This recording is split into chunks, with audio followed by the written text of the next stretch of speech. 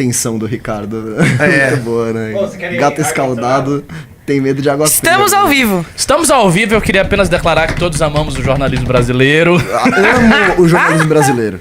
Amo. É isso, a declaração oficial. Percebam que eu não engrossei o couro. É, eu percebi. Não Ele só consigo. ficou batucando, como bom baiano, batucando aí do lado.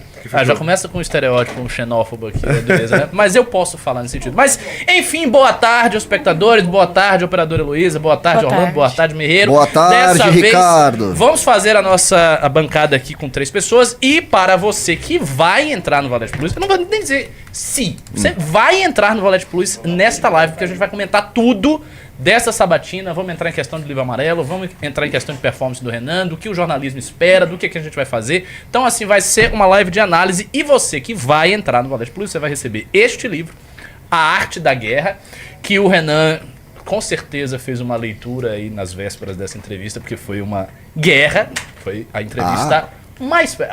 piadinha de monossentido. Porque ele leu a arte da guerra, Luciano, Ricardo! Você sabe que o brasileiro é um palhaço, por isso que ele tem o nariz vermelho. É isso. Então, a arte da guerra você vai levar. Você vai levar essa valete aqui da Judith Butler. Para quem não sabe, é essa velha aqui, a Judith Butler. E vai levar O Brasil Pode Ser Inteligente, uma valete do Eslan Delanogari, que raramente a gente entrega. É verdade, isso aqui é verdade. como prêmio. Então é um prêmio bastante especial no dia de hoje. 3 prêmios pra você, se você entrar aí. Posso falar? Entrando no Valete Plus, a pessoa também vai ter acesso a uma entrevista que eu conduzi com o senhor Eslan Delanogari, que é muito boa, tá? Eu recomendo demais. Foi uma entrevista que eu não sei se ela teve muitos views, mas foi muito boa. Olha o pessoal aí. elogiou bastante. Bom, falando em entrevistas e podcasts, será publicado daqui a algum tempo, quando não sabemos, 2 baita podcasts gravados ontem, comigo, Ricardo Almeida e Rafael Pinto Borges. Assim, temas quentíssimos e muito bons. Que vai pro Valete Plus. Valete Plus, exatamente. Então, quem entrar na Rafael Valete Pinto Plus... Borges, que é um deputado... Politólogo, articulista, deputado por Lisboa e, além de tudo isso, grande amigo nosso. É isso aí. Então, Grande entusiasta da missão É verdade. e do MBL. Nossa, Grande entusiasta do papel do Brasil na questão da Lusitânia. Completamente. Ele até me assim, surpreendeu, fazendo um comentário off-topic aqui no início da live, enquanto vocês dão um like na live, né? Pra chegar a mais audiência. Tem que manter a audiência aqui. Ele me surpreendeu com as ideias muito arrojadas sobre o papel do Brasil na Lusitânia. Ele acredita que o Império Português, na verdade, está aqui. Sim. De certa maneira, o destino de Portugal está aqui. É assim uma grande honra que haja um intelectual e um deputado da pátria-mãe, né, da metrópole, que tem essa ideia sobre nós. E de um partido de direita que é o partido de Chega. direita, exatamente. Ele é deputado pelo Chega. Exatamente. Então, ele mesmo deputado, tem essas ideias. Isso demonstra também um outro papel que existe fora do Brasil, que já conversamos isso, né? Que é o fato de existir debate. Fora do Brasil existe debate. O debate político, ele existe, ele não está obstaculizado, não é? Então, como está no Brasil. Que aqui realmente... queria que desse uma diminuída na temperatura. Se deixar puder mais deixar gelado. mais geladinho... Olha como ele tá preocupado com as minhas necessidades. Claro. Ele é um fofo. Eu quero saber se o Merreiro Eu tô está... confortável. Se o Merreiro tá estiver bem? bem, Tá feliz? Orlando está bem. Eu também. Os baianos ficam felizes. Ótimo, somos receptivos, né? Bom, então, vamos lá. Vamos começar já de cara, reagir a alguma coisa, daí a gente vai comentando a Vocês querem entrevista. já começar com o React? Pode ser. Eu não vi a entrevista toda. Eu também não consegui ver eu inteira. vi eu vi um pedaço do início, que foi até Bukele e Segurança Pública. Aí teve um grande apagão aí na minha visualização da entrevista, que eu fui gravar uma aula sobre José de Anchieta. A parte do feminicídio você não viu, então?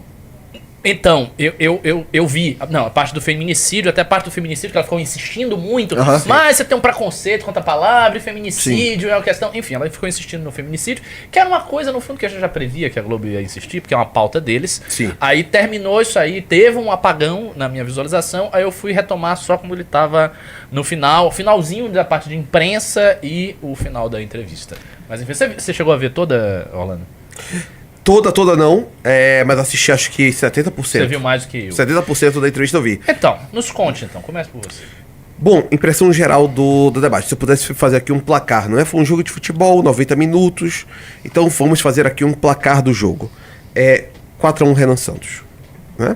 O Merreiro discorda dessa avaliação, não do placar em si, mas do fato de eu dizer que existe o placar, Porque ele acha que não foi um debate. Ele acha que os jornalistas fizeram o papel da jornalista, quer fazer perguntas.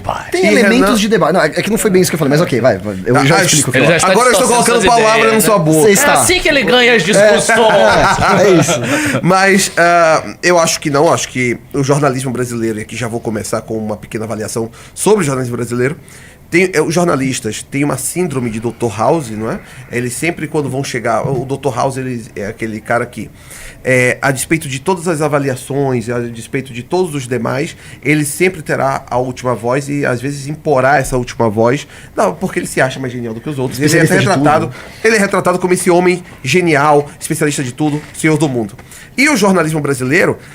que ao passo que vai ficando cada vez mais burro, vai se tornando cada vez mais pretensioso, né? E isso acontece em todas as entrevistas com presidenciáveis. Isso é uma tônica padrão. E aconteceu isso hoje. Elas vão para entrevistar um presidenciável e fazem uma entrevista se tornar um local hostil, né? Mas o Renan conseguiu transformar... Não, eu não acho que você tenha que transformar um local de entrevista em um local hostil. Eu acho que isso não é, primeiro que isso não é questão no Brasil. No mundo inteiro fazem isso. O que se chama de mundo inteiro se chama Estados Unidos da América. Não, Europa, quando você vê... Não é, na Europa. Tem, Na Europa, esse cenário que você descreve na Europa já é parte da degenerescência americana refletida lá. Mas o que eu quero dizer é que, assim, esse negócio de você apertar o cara, eu não vejo necessariamente como uma deselegância ou algo necessariamente indesejável. É bom, às vezes, até pra gente. Não. Que ele seja escrutinado em público e demonstre uma situação de aperto ali, como ele eu não gosto. Calma. Eu sou um cara muito pragmático. Meu negócio é o seguinte, eu acho que o jornalista que vai entrevistar, ele tem que ser assim... Praticamente o cara da missão ideal. Não tem que... Não, tô sério. Não gosto de situações de aperto. Mas, uma vez que veio a situação de aperto, ele foi muito bem. Ele tem que ser... eu acho que a gente tem que separar algumas coisas. A resposta do Thales Gomes só foi um sucesso porque a pergunta foi uma desgraça. Sim, porque o Thales Gomes foi um otário. Foi um otário. Concordo. Mas o ponto é que o Thales Gomes não é um jornalista. O Thales Gomes é um coach picareta. Tá. É diferente de você ter os jornalistas como o Sadi e a Natuza Neri. Que a despeito de serem Sadi e Natuza Neri, ainda são só jornalistas e de um grau cultural não tão elevado assim. E aí, quando você chega numa entrevista dessa, você percebe que existe uma diferença entre a pergunta incômoda e o ambiente hostil. São duas coisas diferentes. Você pode fazer a pergunta incômoda sem transformar aquilo em palco de guerra. O jornalismo brasileiro acostumou a fazer das eleições... E os jornalistas se colocam nas eleições como esses que farão a guerra, né? E isso não ajudou na repolitização do Brasil, algo que até conversamos ontem sobre a parte da repolitização. Mas isso não ajudou na repolitização. Agora, isso ajuda e elas entram em uma lógica de que, não, nós precisamos fazer isso porque é a lógica de redes sociais. Me parece que o jornalismo decai junto com essa lógica de redes sociais nessas entrevistas. Apesar de ter começado esse padrão anterior às redes sociais, nomeadamente com o Jornal Nacional. Eu vou falar o que eu vi. Bom, eu não vi o miolo da entrevista. Pelo que eu vi algumas pessoas comentando aqui, comentários esparsos, parece que teve momentos de maior agressividade, maior tensão no miolo da entrevista. Acho que em algum momento ali elas forçaram muita barra. O que eu vi do início era assim, elas não estavam propriamente interrompendo o Renan, elas não estavam atropelando o candidato, mas elas estavam ali para fazer perguntas, né, intencionalmente feitas para meter o dedo na ferida e buscar uma inconsistência. Ou seja, houve uma preparação de estudar o programa, ainda que de certa maneira meio superficial, mas houve uma preparação de estudar ali para colocar perguntas duras sobre como vai fazer, qual é o detalhe, mas isso leva a quê? E como vai funcionar isso aqui? E puxa...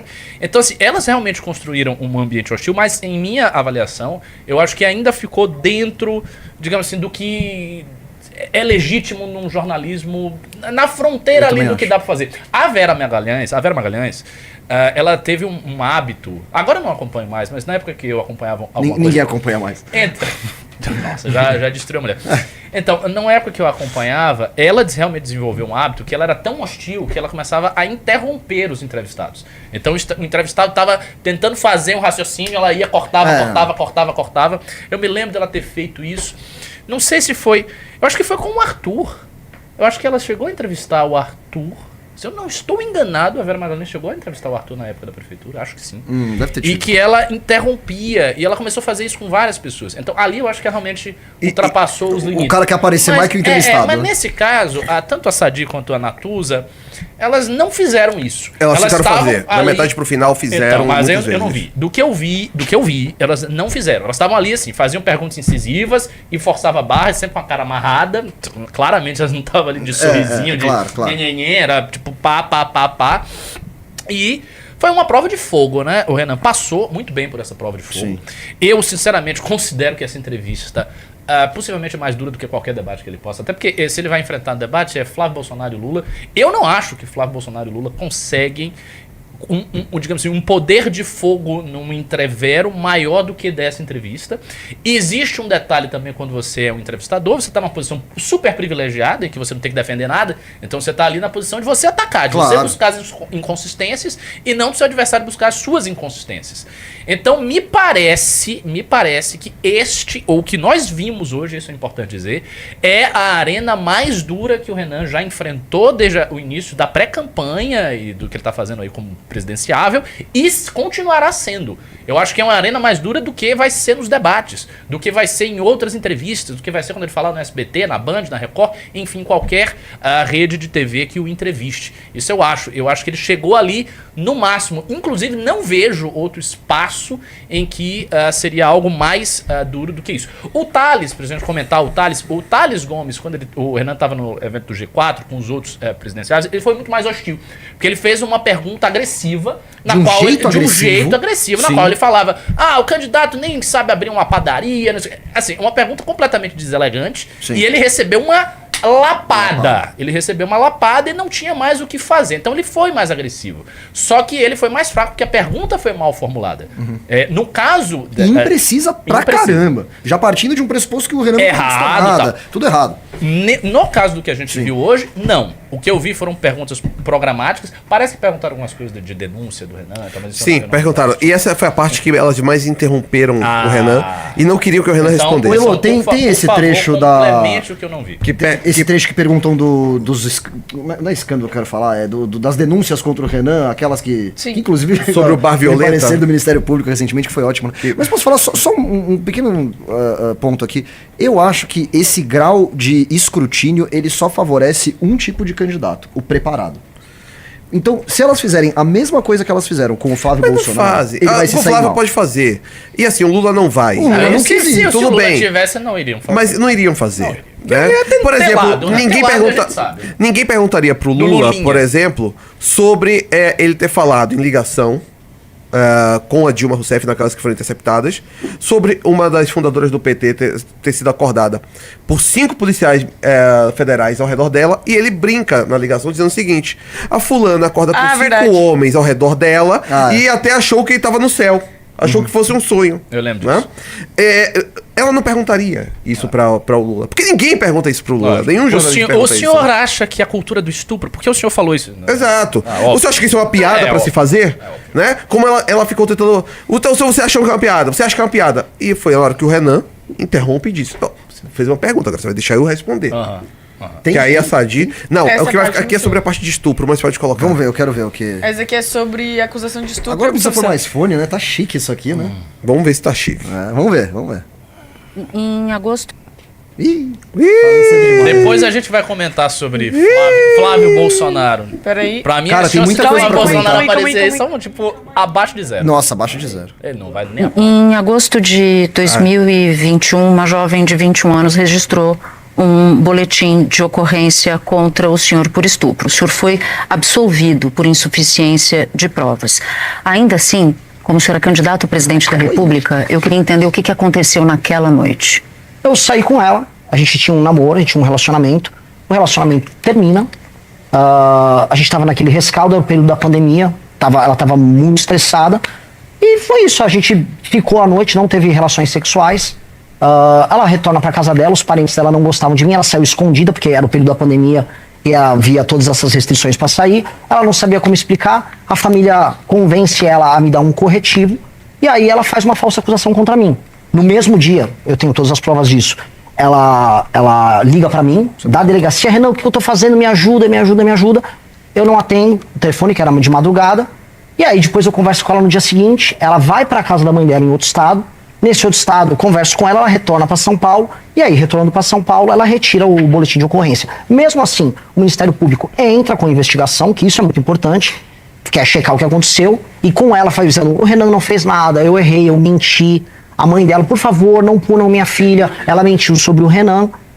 O Ministério Público leva a julgamento e o juiz, na audiência, o Ministério Público pede a minha absolvição, ela pede a minha absolvição e eu sou absolvido.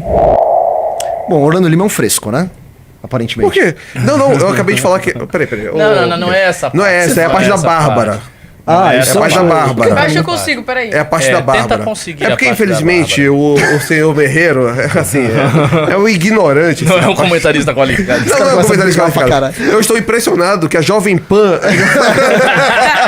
Qualquer um passa ali. Qualquer um. Passou o mendigo na rua, por favor, venha cá comentar. Pô, fiquei triste. Não, essa aí... Eu achei que você tava falando dessa. Em sequência a essa, a pergunta sobre Bárbara Tonelli. E da pergunta sobre Bárbara Tonelli, aí sim ela fica... qual é a pergunta que ela faz? Sobre aquele vídeo, quando o Renan começa a responder ela e fala que é uma piada. Você vai pegando esse corte que ele tá falando Vou pra pegar. gente, da Bárbara. Pergunta se o Renan acredita que estupro é merecedor de piada. Né? Ah, pelo amor de Deus. Agora, sabe que é uma parte engraçada? Nós fazemos treinamento pro Renan fazer, e para todos os lugares. Sim. E entre as perguntas que sempre fazemos treinamento, obviamente, isso faz parte do treinamento.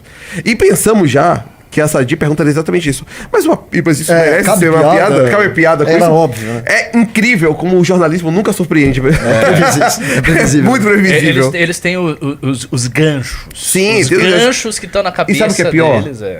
Não Não sai daí. Assim, eu fico impressionado. Ó, vocês entrem no Valete Plus. Não tá. Não, Começa a sabe entrar uma no coisa Valete que Plus, né, por favor. eu acho engraçado? Por favor, Que... continue. Tá. Então vai. Tá bom. Não, eu não sabia que você não tinha concluído, vai. Não, posso concluir agora? Pode, fica à vontade. Não, o que me Aqui tá. O que me impressiona de verdade, vocês vão ver agora, é como que o jornalismo, ele utiliza essas questões para fazerem diversos statements, né? Então, utiliza isso para fazer o grande statement, que você não pode fazer piadas sobre tal coisa, você não pode... Obviamente, né? Eu posso dizer que uma piada desse tipo, nem toda pessoa estará passível de aceitar. Entretanto, no caso da Bárbara Tonelli e o contexto todo, que era uma imitação, eles estavam ali fazendo como se fossem todos bárbaros, né? Então, como eles estavam fazendo ali uma espécie de cosplay de bárbaros, essa é uma piada que está dentro de todo um contexto em que a própria Bárbara Tonelli aceitava. E aí a Sadi, ela não aparece como uma censora do Renan. Ela aparece como uma tutora da Bárbara Tonelli. Corretíssimo. Sim. Né? Mas pode colocar isso aí, por favor. A própria Bárbara falou, é impressionante que eles ficam usando esse vídeo, ninguém nunca veio, isso ela falou na época, não sei se até, mas ninguém nunca veio falar comigo sobre esse assunto. Sim. Porque é irrelevante o que ela acha pra essas pessoas. Né? É que é engraçado, esse lance da discussão do humor eu acho uma coisa tão boba, porque é você não entender como funciona o humor em primeiro lugar. Né? Por exemplo, quando você faz uma piada, pode fazer piada de estupro? Pode. Pode fazer piada de qualquer coisa? Pode, claro, depende do contexto e tal, mas pode. Por quê? Quando você faz uma piada de humor negro, a graça não está no... a piada é assim assado porque estupro é bom. Não. É óbvio. A piada está no estupro é errado. E só é engraçado porque é errado. Você pode dizer de contextos e onde você vai contar isso, não vai fazer uma piada de estupro num velório, né? Mas a ideia é essa, é engraçado porque é errado, e por isso fazem construções cômicas com isso, é a quebra da expectativa. Só uma coisa rápida antes de vermos isso, eu estava conversando com 2 judeus, né, recentemente, e estávamos falando sobre o caso lá do Nick Fuentes e tal, e eu falei, olha, e hoje em dia existe o caso de fazerem piada com o Holocausto, que é realmente um absurdo. O judeu que estava conversando comigo vira e fala, mas eu faço piada com o Holocausto. Eu falei, mas você pode. Você sabe que entre os judeus existe uma tradição de se fazer piadas com o Holocausto. Eles têm várias. E aí, quando o Gentili fez, nunca esquecerei, Roberto Justus tentando dar um grito público. Uma coisa tosca, Roberto Justus, que era para ter sido ali também humilhado aquele rapaz. Mas, bom, vamos continuar. Não, mas calma, o que o Danilo Gentili fez? Não entendi. Fez uma piada falando sobre trem, que acho que Isso, a última vez que isso, vi um isso. trem, tal, foi em Auschwitz. Algo assim foi na Polônia. Aí o Roberto Justus levantou a vida da família dele. Não, porque eu tenho uma tá. voz que fora, não sei o quê, assim- e assim, assado, e você acha. Enfim, ele deu, que é justamente aquilo que não faz sentido fazer diante de piadas. Ele deu sempre a piada, quando as pessoas fazem isso, elas dão à piada o estatuto de um juízo formal sobre a realidade. Então, Sim. quer dizer, o humorista, portanto, ele quer que os caras sejam assassinados. É, Ele é uma espécie exato. de militante fascista. É por isso que ele está ali fazendo a piada. Isso é, obviamente, um absurdo, porque subverte a própria noção de piada. A piada não é isso. A piada é feita justamente pela quebra. É o que você falou. É. A piada é feita porque é errado, porque é absurdo, porque não é uma coisa... Aliás, assim, os verdadeiros racistas, as pessoas que... Elas não fazem piada com isso, elas falam sério. Por isso É que verdade, elas é são verdade. Obviamente. racistas, né? Obviamente. Enfim, mas vamos ver aí. Vamos lá, vamos lá. o trecho. E aí, Elô, bora? Nossa, mas tá... Tá interessante nosso É? papo, pelo visto, né? Piada que eu fiz no contexto com ela, Calma, deixa eu voltar. você tem que deixar eu terminar. Era uma brincadeira que ela estava Não, volta participando. pra mostrar a pergunta toda. Quero Isso, escutar aí. André Sadia. Aí, ela pegou o papel. Aqui, ó. Pegou o papel, ainda tá com papel, né? Vamos ver. Candidato, tem um vídeo que viralizou em 2021, acho que foi gravado em 20, que o senhor aparece sorrindo ali, falando para um grupo de apoiadores, de amigos, dizendo que vocês queriam entrar num bar, num estabelecimento, se vocês não entrassem nesse estabelecimento, vocês iam estuprar uma moça ali, uma colega de vocês. Queria perguntar para o senhor, eu vi esse vídeo, a gente viu várias vezes, eu pensando em trazer essa pergunta aqui, o senhor acha que dá para Ela brincar? dá pausa aí. uma pausa. A expressão facial é formidável. Né? Ela fala assim com raiva. Vimos Ela isso bota várias assim, vezes. questão de que ela viu várias vezes. Não, que é eu fico ofendida, ela tá imaginando. com raiva. Eu fico equipe da imaginando Globo voltando olhando. assim. Isso não é possível. Ele falou isso mesmo, eu duvido que ele já. Bota de novo Bota de pra novo. ver se ele falou isso mesmo. Será que elas viram o vídeo da Bárbara Tonelli cantando o jingle do Renan? Não, essa aí óbvio. Esse vídeo elas essa não aí viram, né? Não é tão interessante para ver quanto. Que foi gravado anteontem, inclusive. Não. Vamos lá. O estupro? Não. Ah, o o vídeo... senhor... Não. Primeiro que esse vídeo não é de 2020. Esse vídeo é de 2017. Que viralizou em 21, né? Então, o Não senhor é que viralizou uma pessoa. É o seguinte, a gente tava numa festa, a gente tava simulando que eu era um rei, era uma brincadeira, que ela estava participando. Mas então o senhor acha A que dá Bar- pra brincar com o estupro? Foi o que eu perguntei. Sadia, você tem que deixar eu terminar. Você pediu um contexto, então deixa eu te dar o contexto. favor. Antes você ficar se adianta aí, já. Vou contar a história e depois você pode me retrucar numa boa. Não, ele foi Essa muito história foi uma piada que eu fiz no contexto. Você acha que ele foi educado demais? Educadíssimo. Eu acho que. Não, quer- acho que foi você acha que educação ele na deveria medida ser menos? certa. Não, foi Eu também educação na acho. medida Foi certa. passivo-agressivo. Não foi passivo-agressivo. Eu acho que foi Não passivo-agressivo. Só foi educado. Só foi, Só foi ele, educado. ele foi correto. Não foi passivo-agressivo. Passivo-agressivo é o Nicolas, por exemplo. É, que é passivo-agressivo aquela jornalista não deixou falar também, né? Aí é complicado. Mas, se Isso é fosse passivo-agressivo. o Lula aqui, você foi deixaria. Foi tipo, não, se mas fosse- você me permita Se fosse concluir. o Lula, seria a cara do Nicolas. Se fosse Se fosse o Lula, não teria perguntado Não isso, porque teria o Lula falou tal coisa. Mas aí as pessoas gostam também, né? Porque aí, Mostrou a corte hipocrisia. rápido, Tramontina. Mostrou a hipocrisia da esquerda. Mas o Renan, pra mim, foi na medida certa. Eu também achei. Que conseguiu falar, querida, preciso terminar. Ao mesmo tempo que ele não precisou falar o querida, preciso terminar. Né? Não foi nem Orlando Lima, nem Ai, foi... quem diria que o Renan acertou mais um? quem diria? Que absurdo. Nossa! Pode continuar. Com ela presente, com amigos presentes, devia ter umas 20, 30 pessoas, e que a gente ficava imitando. Foi uma piada muito ruim em um ambiente privado que alguém filmou. E aí, tirando de contexto, parece que eu tô fazendo aquele comentário ou como uma piada, ou como um statement, ou como uma declaração. Não, era uma piada muito ruim que eu me arrependo. Isso eu me arrependo. Aquilo lá daquele podcast eu não me arrependo porque é um comentário dentro de um contexto que a gente tava falando dessa relação homem-mulher. Agora, daquilo ali eu me arrependo muito. Pô, não pode. Eu não gosto muito dele falar que se arrepende da piada. Você acha que ele deveria falar isso? Ô, Merreiro, Porque nós se somos- não teve vítima, por que ele se Calma, arrepende? calma. Ele se arrepende do dano que aquilo gerou pra... Não. Eu também concordo com o Merreira, não acho que ele deveria ficar dizendo, Eu acho eu também. me arrependo. Foi uma Não, brincadeira eu em acho- Mas que... foi uma piada que ele vai colocar na conta de piadas de mau gosto, pra também não estressar. Ah, não, sim. Ficar no lamaçal de limite E mulher- sobre piadas Tá. ruins. Tipo assim, você quer que eu peça desculpa? Mulher Pronto, pedi. Não, mas ele pode dizer, as pessoas tipo, veem então. cortes, eu sei, mas as pessoas veem cortes. Não, realmente não é bom, candidato. Ok, Vai ficar. ok. Inclusive porque ele não é humorista. É então, isso. Outra coisa, ele é candidato a presidente da ele República. tem que tirar isso né? aí e seguir.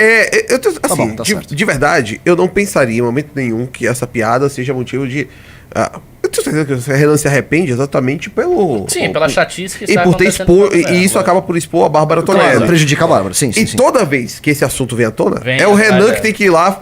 Cara, ele tem que pedir desculpa pra Bárbara pelo dano. E a Bárbara diz, não, tanto que tá gravando o jingle dele, né? Dele, sim, tá dançando o jingle dele.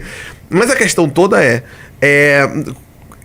eu acho que ele tem que falar assim, que se arrepende. Não, tá bom, mulher, você me convenceu. mulher é complicado nesse sentido, cara. Como é? Você acha a mulher complicada? Não, Por que não, você não, acha não. a mulher complicada? Eu me Não é arrepe- igual homem? Não, eu acho que homem é mais complicado ainda. Próximo. Deixa ele. Cadê?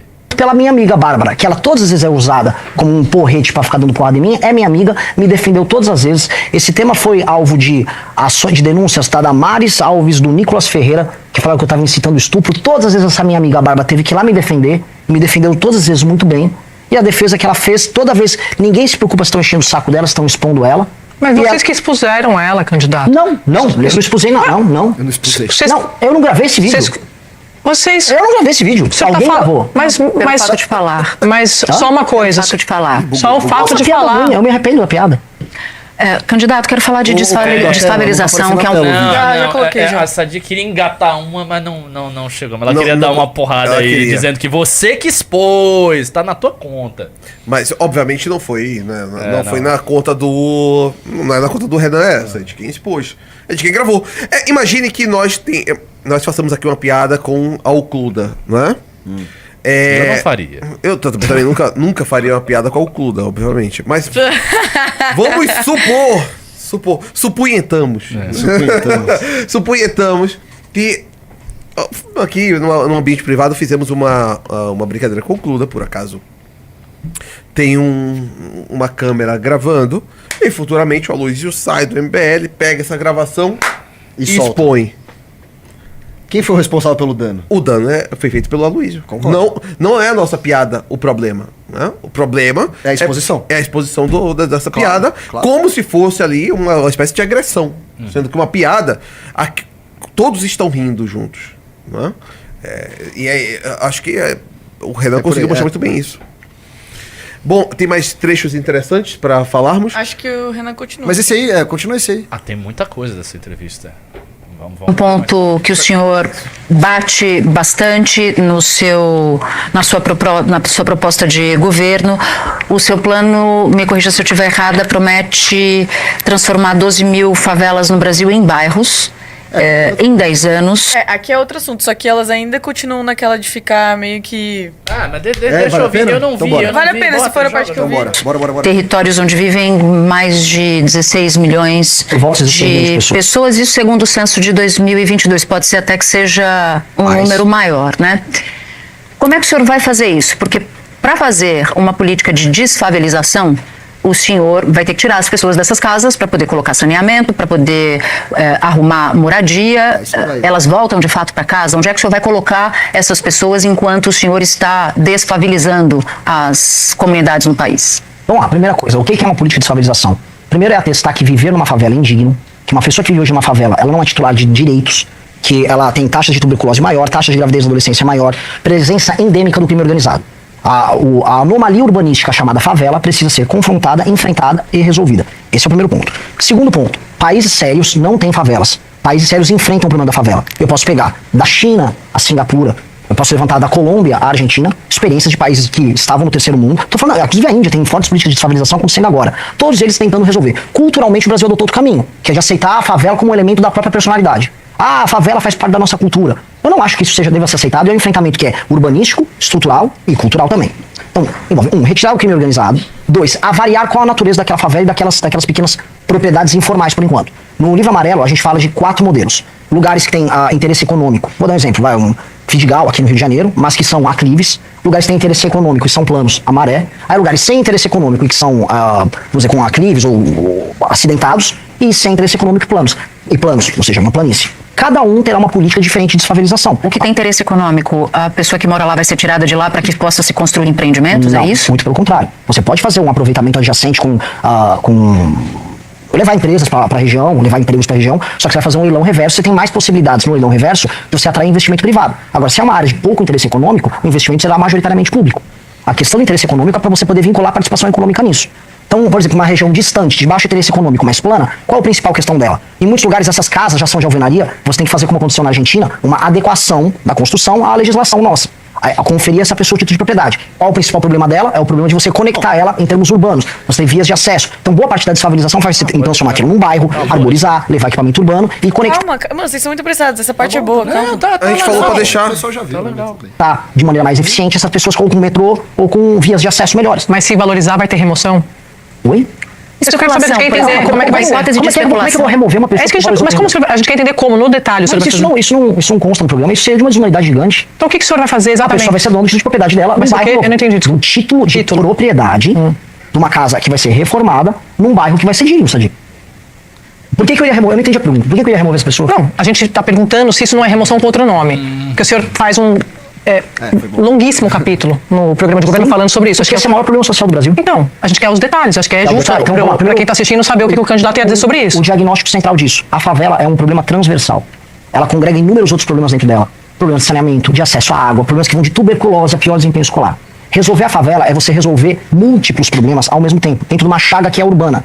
Chaga que atende a paisagem urbana. Resolver ela é você atacar muitos problemas ao mesmo tempo. Por isso que nós temos um capítulo enorme dedicado a isso. Que envolve desde a autoestima da pessoa que mora lá, a ideia própria de uma cidade séria no século XXI.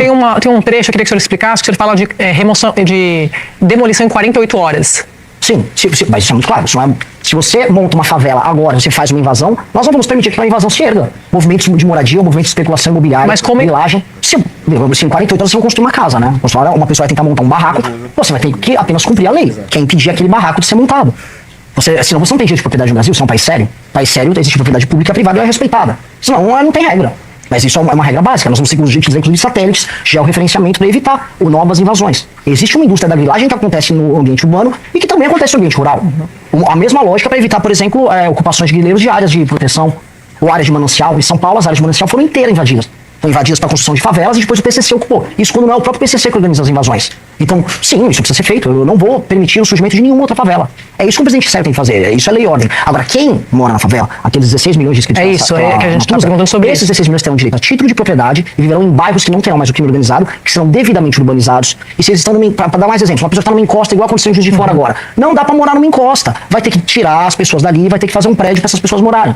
Se não há interesse econômico em participar dessa atividade, o poder público vai ter que fazer a construção de prédios. Para isso eu preciso liberar espaço fiscal, por isso eu preciso fazer as reformas. Isso é uma política de Estado para o Brasil se comprometer, igual o Singapura se comprometeu, ou igual a China conseguiu evitar, de se tornar um lugar favorizado da dignidade para as pessoas. Resolver favela é um tema central para o Brasil se tornar um país sério. Como é que você vai proteger o morador? Pausa aí para eu comentar, né? Assim, o pressuposto da pergunta da Sadi é um pressuposto engraçado, porque ela acha que necessariamente para você transformar a favela você precisa tirar as pessoas enquanto você está fazendo o trabalho de transformar. Mas não é assim que funciona em reforma de nada. Na realidade, o poder público reforma bairros que não são favelizados. Ele coloca recapeamento de asfalto, ele coloca um aparato social que não tem lá, ele coloca uma escola que não tem lá. Se tem insegurança, ele resolve colocando mais policiamento. Isso você faz num bairro que não é favela. Você pode fazer todas essas coisas numa favela. A favela não é um lugar mágico, é a mesma coisa. A diferença é, quando você está falando de um imóvel que está numa encosta, aí sim você tem que tirar. Ricardo, eles já fizeram isso. Isso é fácil de entender. Isso aí Eles já fizeram isso em alguns... Claro, nunca foi numa larga escala, mas isso já foi feito desfavelizar um lugar e entregar. O grande problema é que depois favelizaram de novo porque não tem várias medidas que deveriam ser tomadas. Mas isso já foi feito, não é uma...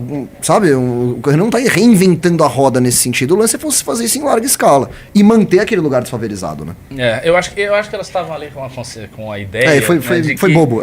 Não, de que a gente ia remover as pessoas e criar grandes conjuntos habitacionais fora do morro em escala, assim, mastodôntica, né? Pois é. Não é o caso. Aqui, ó, até fala, reforma, porque eu tô com o livro amarelo aqui, né, que fala tem todo o plano e tudo mais. Inclusive, não apenas isso, mas tô com 2 autores do livro amarelo do meu lado, né?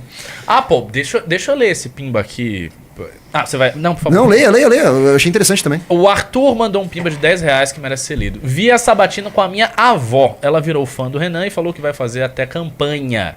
Inclusive, contei pra ela da Valete, ela ficou interessada. Qual edição vocês recomendam pra ela que tem 73 anos? E aí, Catolicismo. Catolicismo. Do catolicismo. Boa. Ainda que ela seja evangélica, Nossa, acho que o posso do dar uma dica catolicismo pras é uma- pessoas? Porque eu já... Opa. Essa aqui, ó. Se Aí, eu puder indicar, toma dele. Vou dar uma dica pras pessoas. Quando vocês forem mostrar esse conteúdo pra pessoas mais velhas, mandem entrevistas mesmo e não lives, né? Porque uma vez eu cometi esse erro de ver... Eu vi uma live muito boa do Renan e eu mandei um link pra uns tios meus. Falei, cara, olha que demais isso aqui.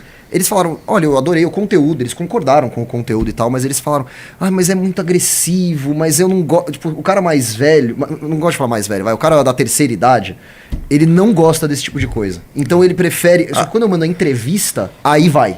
Aí A o cara adora. gerontocracia quer nos matar. O cara compra a Faz briga esse mesmo. corte aí, manda pra sua avó. Que a gerontocracia aqui é vantagem. Manda pra sua avó aí que a gente não vai pagar a aposentadoria dela. A avó do cara realmente tá assistindo. Que obviamente Os é, meninos não têm a menor responsabilidade. Eles não fazem a menor ideia do que eles estão fazendo. que obviamente é uma brincadeira, quero pagar a aposentadoria dela por muitos e muitos anos ainda. Mas é uma dica, viu? Façam isso, porque Sim. eu fiz e deu certo. Tá. Cara, e tem entrevistas do Renan que são excelentes. Eu gosto muito da última entrevista que ele deu à CNN. A última entrevista do Renan Santos à CNN eu gostei bastante. Primeiro porque o jornalista... Agora, apesar de que existe uma lógica, né, com o Renan que é muito diferente dos outros candidatos. Qual é a lógica que só existe com o Renan Santos e não com os outros candidatos? O Renan se sai melhor ao passo que é mais pressionado. O Renan, toda vez que o Renan está contra a parede, ele acaba tendo uma performance superior. Tá? Hoje, na entrevista com a Globo News, você percebe ele faz isso aqui assim, ó. Porque ao passo que as coisas vão ficando mais apertadas, as respostas dele vão ficando mais assertivas, vão ficando mais ajustadas e vão se tornando também mais agressivas. Né? Então o Renan ele vai muito bem nisso. Porém, na CNN, que não houve esse aperto, foi bom porque ele conseguiu expor os planos de governo, sobre governabilidade, com muito mais tranquilidade. Então é uma entrevista que, se você quiser mandar para alguém para conhecer Renan Santos, essa entrevista seria muito boa. Eu não sei se foi essa que eu vi com muita calma, mas eu não sei se é a última, mas eu vi uma que eu acho que ele tava com a camisa clara, uma coisa assim. É a da CNN Teve- que você falou que é boa pra mandar, CNN. né? Eu Teve concordo, uma entrevista concordo. da CNN, não sei se é essa, que ele tava no Estado da Graça. Sim. Foi, É, a mais uma das recente. Acho que é a última, é a melhores, última, é a das última, melhores é a que eu já última. vi. Agora, sabe o que eu acho? Pra não dizer que a gente tá sendo muito parcial aqui, tá? A gente podia analisar também a entrevista do outro candidato à presidência da República, Flávio Bolsonaro. E Sim, vai que ele saiu muito bem Flávio também. Bolsonaro. Não, dá pra pegar o de ontem. Ontem o Flávio. Viu, Cluda? Ontem o Flávio esteve na G4. Seria bom pegar trechos do Flávio, porque assim, eu não gosto também de parcialidade. Eu sou Não. bem imparcial. Imparcial. E dentro da minha imparcialidade, acho que é interessantíssimo que façamos esse Uma tipo contraposição. de... Sim. Sou a Miss Antonini, sou CEO do G4. Então. Eita. Vamos ver? É que já começa com áudio, infelizmente. Tá. Mas 3 horas Não, e mas 45 aí eu acho que é meu. só o Renan, Não, calma, não. Não, isso aí... É sabatina o de todo finalzinho. mundo, sabatina de todo mundo. Mas não teve uma entrevista dele depois dessa ou eu tô viajando? É essa que o pessoal tava comentando? É essa, Tá. porque ele não foi no palco. Ele foi virtual. O Flávio foi virtual. Aí, Flávio, aí já tá no Flávio. O que por si só já denota uma... E aí, Pera, ele tá com ponto Tem ali no foto vídeo? dele com coisa escrita na mão, tem vídeo dele olhando pior. pra Não, cima. mas isso da mão não é nem... É ignorância, performático. É performático. É você lembra O aquele do Jair- Bolsonaro? Isso, Sim. o Jair o que é que ele colocava tinha as aquilo ali na mão? Uma vez Porque ele escreveu- tava, porque ele é um bolinha. palhaço. Não, ele o tava que era? fazendo Eu não uma lembro. cola. Eram 3 palavras que tinham. eu não lembro Era também. povo e os outros dois Isso, estavam... aí, Aí, assim, alguma coisa muito populista pra dizer que ele tava preocupado, sei lá, com o povo e que tava na mão. Não, e ele é simples, porque Assim, ele escreve na mão. Vamos combinar. Genialidade de marketing, beleza? Funcionou. Sim, funcionou. Mas Mas boa. assim, é um tipo de marketing que funciona quando o candidato quer falar pra uma massa burra. Rapidinho, Na prática. tem- Porque, assim, não é sério. Uma pessoa séria olhando um candidato na mão pra dizer Sim. que ele gosta do povo é meio ridículo. Mas, infelizmente, há realmente uma baixa consciência do eleitorado brasileiro, que é um eleitorado pouco Simples. escolarizado, É. né? Deixa eu só falar uma coisa aqui rapidamente, porque tem. Eu não gosto de ficar respondendo hater por. Já sei motivos até o que você vai óbvios. comentar. Mas tem um hater muito bom no chat que tá falando assim, tipo, MBL, o partido dos adolescentes e tal. Ele acha que isso é uma coisa ruim, né? Ele acha que sermos um partido de jovens é algo ruim. Vocês não entenderam ainda nada. Mas você tá pegando outra coisa e jogando aqui no meio de algo que estava sendo construído. Sim, eu estou. Mas voltando. Climão entre os brothers. Eu estou aprendendo a fazer. Eu posso. Eu existo. Estou Adora essa agora. Agora ele pegou esse negócio. Qualquer um que responde qualquer coisa, ele. Sim, nós existimos. E você? Cara, o Otávio vence Cleópatra e o Marco Antônio, não foi? Marco Antônio. Aos 17 anos. 17 anos. As grandes revoltas, os grandes homens não fizeram suas grandes ações no final de sua vida. Mehmet II toma Constantinopla com 15 anos. É isso. O Alexandre o Grande conquistou tudo com 20 anos, acho que foi, não foi? Os grandes homens não esperam chegar, assim, no crepúsculo da sua vida para começar a agir. Eles agem quando tem vida, quando tem vitalidade, né? E é por isso que o Partido Missão é o partido que faz, que age, que consegue transformar, que faz o debate acontecer no Brasil. Porque nós somos um partido de pessoas que estão vivas, que têm vitalidade. Essa que é a nossa diferença. Então, falar que nós somos um partido adolescente, obrigadíssimo. E lembrando que no começo do bolsonarismo a piada era essa, né? O Jair Bolsonaro não vai ganhar a presidência porque o eleitor dele não vai ter idade pra votar até lá. Porque o Jair Bolsonaro começou a ter eleitor idoso depois. Sim. Inicialmente, quem começava com o Bolsonaro em 2018 era molecada de 13, 14 anos, cara. Belíssimo ponto, exatamente.